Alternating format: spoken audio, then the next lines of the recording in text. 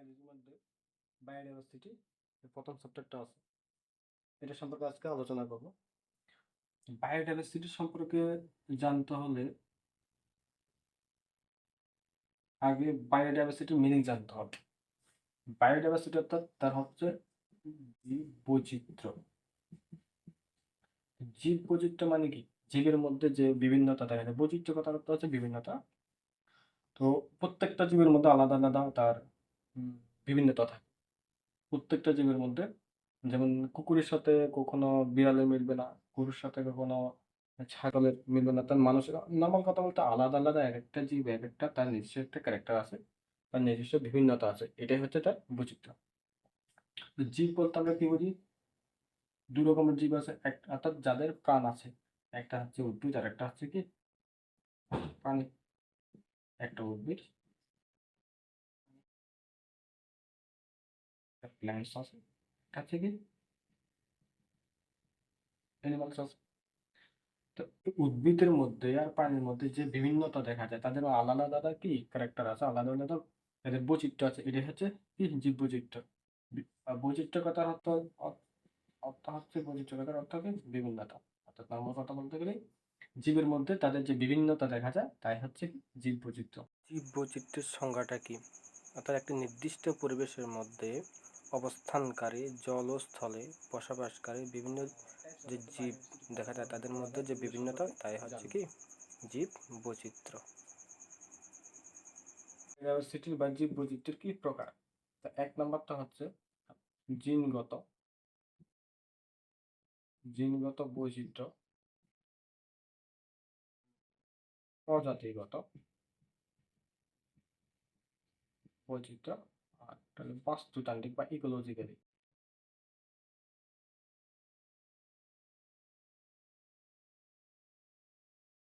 বাস্তুতান্ত্রিক বা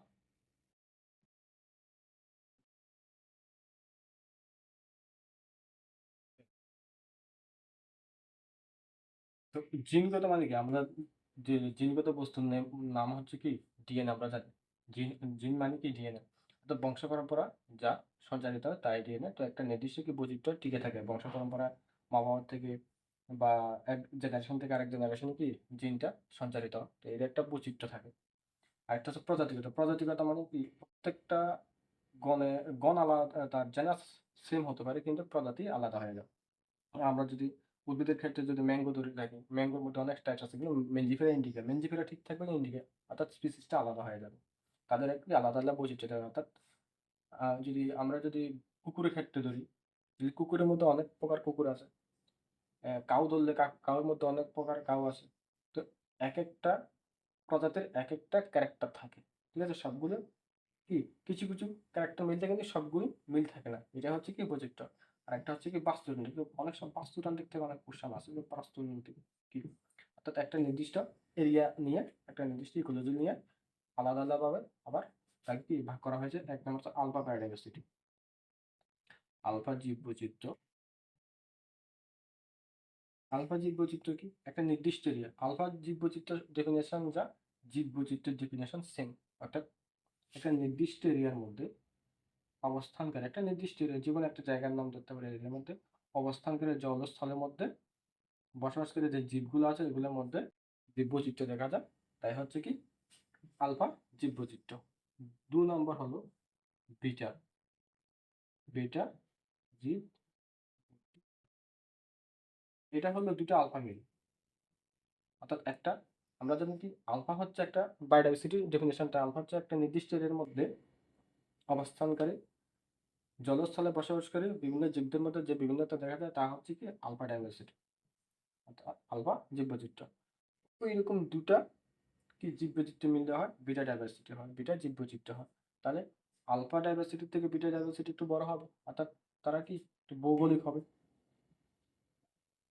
ভৌগোলিক হবে, আলফার থেকে বড় হবে। এরপরে আছে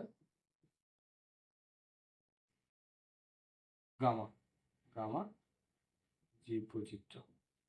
গামা জীব বৈচিত্র্য কি দুটো বিটা মিলে হয় গামা জীব বৈচিত্র্য। এটা বৃহৎ ভৌগোলিক, বৃহৎ ভৌগোলিক হবে। অর্থাৎ কি আলফা যদি আমরা যদি একটা ছোট এরিয়া ধরে নিই, ধরলাম আমি কোনো একটা স্টেট ধরে নিই, তাহলে ওই স্টেটের মধ্যে যে জীববৈচিত্র্য দেখা যায় তাই হচ্ছে আলফা জীববৈচিত্র্য। ওই স্টেটের সাথে আরেকটা স্টেট যদি ধরে নিই, অর্থাৎ দুটো স্টেট মিলে হবে কি বিটা জীববৈচিত্র্য। এবার দুটো স্টেট মিলে একটা কি হয় বিটা।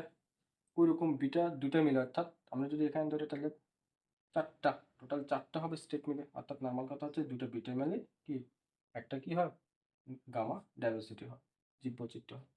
তো এটার জিনগত, প্রজাতিগত আর বাস্তুতান্ত্রিকটা সবচেয়ে ইম্পর্টেন্ট। বাস্তুতান্ত্রিক থেকে অনেক সময় কোশ্চেন আছে কত ভাগে ভাগ করা যায় থাকে, ভাগগুলি কি কি, ঠিক আছে। অনেক সময় ইকুয়েশনটা আসে যে বিটা ইকুয়াল টু কি, beta equal to alpha plus alpha অথবা gamma equal to beta plus beta.